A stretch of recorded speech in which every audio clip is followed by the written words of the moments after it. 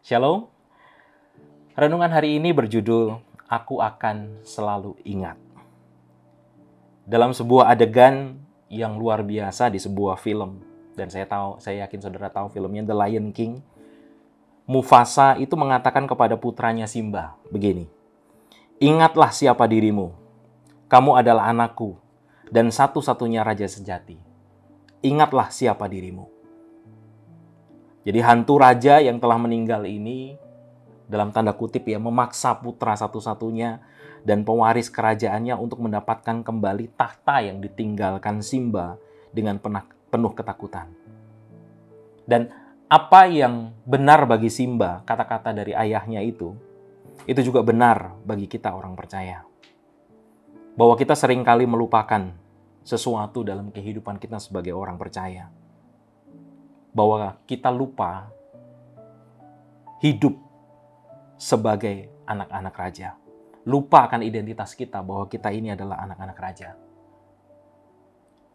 Ketika air bah surut dan keluarga Nuh menginjakan kaki di daratan yang kering, Allah menampakkan diri dan memberikan satu tanda di langit, yaitu pelangi, yang menjadi pengingat bahwa bumi tidak akan dihancurkannya lagi dengan air bah. Dalam kitab Keluaran, sebelum tulah terakhir melanda Mesir, bangsa Israel itu diperintahkan untuk mengenang perjamuan, melalui perjamuan Paskah, mengenang hal itu. Dalam perjamuan terakhir Yesus dengan para muridnya sebelum kematiannya, Yesus pun menetapkan perjamuan terakhir. Dan di Lukas pasal 22 ayat 19 itu mengatakan, "Perbuatlah ini menjadi peringatan akan aku." Saudara, mengingat itu bukanlah mengenang. Kalau mengenang itu berarti kita berkutat pada momen yang manis, yang sedih, yang syahdu. Dan kemudian memanjakan diri kita dengan nostalgia yang membuat kita mendambakan, merindukan masa lalu.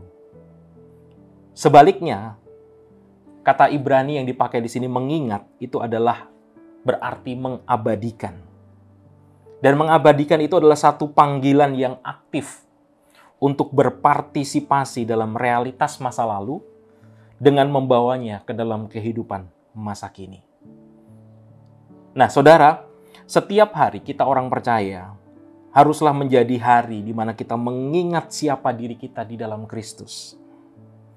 Mengingat siapa yang kita sembah. Dan mengingat warisan yang tak terkatakan yang menanti kita. Apapun keadaan hidup kita harus ingat untuk mengambil keputusan berdasarkan janji-janji Allah di masa lalu yang akan digenapinya di masa depan. Mungkin ada kalanya kita menghadapi pencobaan. Mungkin ada kalanya kita kompromi. Mungkin ada kalanya kita harus menghadapi kehilangan, ataupun keberhasilan, ataupun kesuksesan. Ataupun kita merasa kesepian karena ditinggalkan. Tetapi kiranya tetap percaya, tetap mengingat, tetap mengabadikan identitas kita di dalam Kristus. Saudara-saudara, jujur, kita ini adalah orang-orang yang pelupa. Dan kepelupaan kita ini itu merupakan kondisi karena kejatuhan kita dalam dosa.